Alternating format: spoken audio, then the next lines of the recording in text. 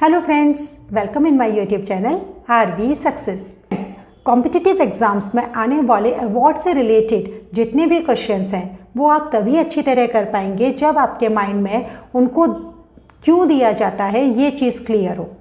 Friends, मैंने कई बार देखा है जब बात आती है सिविल अवार्ड्स की तो स्टूडेंट्स काफ़ी कंफ्यूज रहते हैं कि भाई कौन सा अवार्ड किसको मिलता है और कैसे जाता है।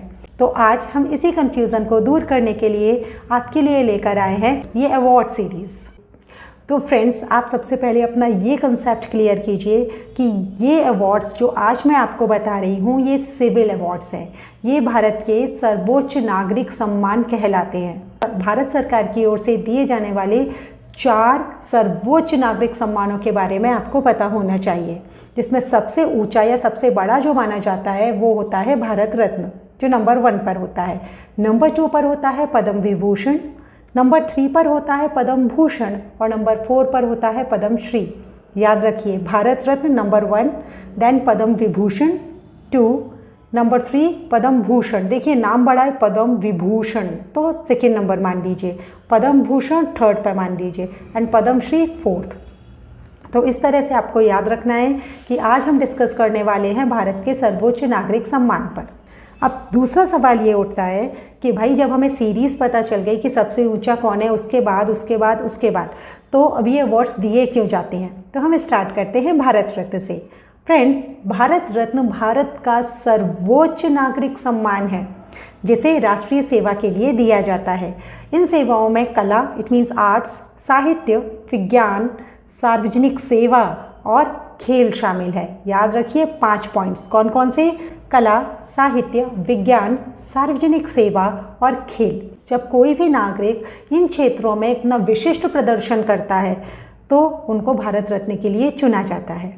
इनकी शुरुआत 1954 में हुई थी। ध्यान रखिएगा कब हुई थी? 54 में। फ्रेंड्स, देश का पहला भारत रत्न सम्मान देश के दूसरे राष्ट्रपति डॉक्टर सर्वपल्ली राधाकृष्णन जी को दिया गया था। फ्रेंड्स, अब स्टार्ट करते हैं पद्म पुरस्कार। ये पुरस्कार कला, सामाजिक कार्य, जनहितों के मामले, विज्ञान, इंजीनियरिंग, व्यापार एवं उद्योग, मेडिसिन, साहित्य और शिक्षा, खेलकूद, नागरिक सेवाओं के लिए दिए जाते हैं। ये पुरस्कार प्रत्येक वर्ष गणतंत्र दिवस यानी कि रिपब्लिक डे के अवसर पर उद्घोषित किए जाते हैं तथा मार्च और अप्रैल महीने में राष्ट्रीय भवन में आयोजित किए जाते हैं और सम्मान समारोह में भारत के राष्ट्रपति द्वारा ये पुरस्कार प्रदान किए जाते हैं। सन 1954 में पहली बार पद्म अवार्ड्स की घोषणा की गई थी।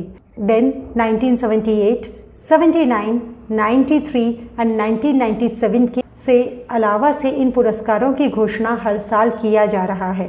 ध्यान रखिए कब कब इनकी घोषणा नहीं की गई? 78, 79, 93 एंड 97। एक साल दिए जाने वाले पद्म पुरस्कारों की संख्या 120 से ज़्यादा नहीं होनी चाहिए। तो आइए शुरू करते हैं पद्म पुरस्कारों की श्रेणियाँ। दोस्तों, पद्म पुरस्कार निम्नलिखित 3 श्रेणियों में प्रदान किए जाते हैं: पद्म विभूषण, पद्म भूषण एंड पद्म श्री। फ्रेंड्स, पद्म विभूषण सम्मान की स्थापना 2 जनवरी 1954 को की गई थी। भारत रत्न के बाद ये दूसरा प्रतिष्ठित सम्मान है। ये सम्मान किसी भी क्षेत्र में विशिष्ट और उल्लेखनीय सेवा के लिए प्रदान किया जाता है।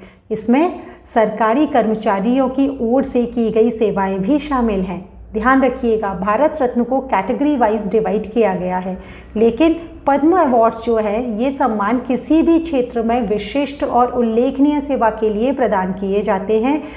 और उससे भी इम्पॉर्टेंट बात कि इसमें सरकारी कर्मचारियों की ओर से की गई सेवाओं को भी शामिल किया जाता है। Now come to the third, Padma Bhushan. जी हाँ दोस्तों, पद्म भूषण सम्मान भारत सरकार की ओर से दिया जाने वाला तीसरा सर्वोच्च सम्मान है जो देश के लिए बहुमूल्य योगदान दिए जाने के लिए दिया जाता है। और फाइनली अब हम आते हैं पद्मश्री पर। भारत के नागरिक पुरस्कारों में चौथा पुरस्कार पद्मश्री है। ये भारत सरकार की ओर से आमतौर पर सिर्फ भारतीय नागरिकों को ही दिया जाता है। तो दोस्तों, आपको ये जानकारी कैसी लगी कमेंट बॉक्स में लिख करके ज़रूर बताइएगा। और इसी तरह की और जानकारियों के लिए चैनल को सब्सक्राइब करें, लाइक करें और शेयर करना तो बिल्कुल भी ना भूलें। और हाँ दोस्तों, आप नोटिफिकेशन बेल पर जाकर ऑल पर क्लिक करना ना भूलिएगा, जिससे आपको समय समय पर मेरे सारे वीडियोस के नोटिफिकेशन मिलेंगे और आप अपना ज्ञान यूं ही बढ़ाते रहेंगे। Thanks for watching.